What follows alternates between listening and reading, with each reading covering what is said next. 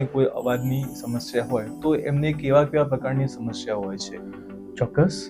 જે દર્દી અવાજ બેસવાની તકલીફ સાથે ઓપીડી કે અમને બતાવવા આવે છે એ દર્દીનું હંમેશા કેવું હોય છે, સાહેબ હું બોલું છું તો મારો અવાજ બરાબર નીકળતો નથી. ઘણી વખતે બોલતા વખતે ગળામાં દુખાવો થતો હોય છે. ઘણી વખતે અવાજ સાંજ થતાં એકદમ બેસી જતો હોય છે. દિવસ દરમિયાન અવાજ દર્દીનો સારો હોય પણ સાંજ પડતા જ અવાજ એકદમ થાકી જતો હોય છે. ઘણી વખતે બોલતા બોલતા શ્વાસ ચડવું એવી પણ તકલીફ હોય છે. ઘણા દર્દીઓને બોલતા બોલતા સિવિયર ખાંસી આવતી હોય છે, કોરી ખાંસી અનુભવતા હોય છે. દરેક દર્દીનું પ્રેઝન્ટેશન અલગ અલગ હોય છે. That's true.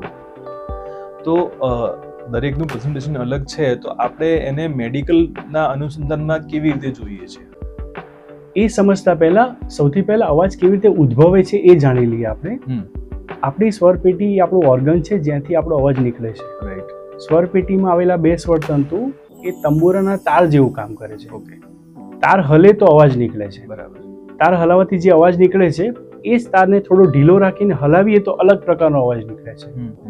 એક અવાજ ઘેરો હોય છે, એક અવાજ તીણો હોય છે. હવે જ્યારે પણ કોઈ પણ દર્દીને સ્વરતંતુમાં લોકલ થયેલી તકલીફના લીધે અવાજ બેસતો હોય ત્યારે દર્દી એની સાથે બીજા કેટલાક સિમ્પટમ્સ સાથે આવતો હોય છે. સાહેબ મને વધારે બોલું છું ત્યારે ગળામાં દુખાવો થાય છે, ત્યારે મને સખત ખાંસી થઈ છે ત્યારે અવાજ બેસી જાય છે. એટલે દરેક દર્દીનું પ્રેઝન્ટેશન અલગ હોય છે.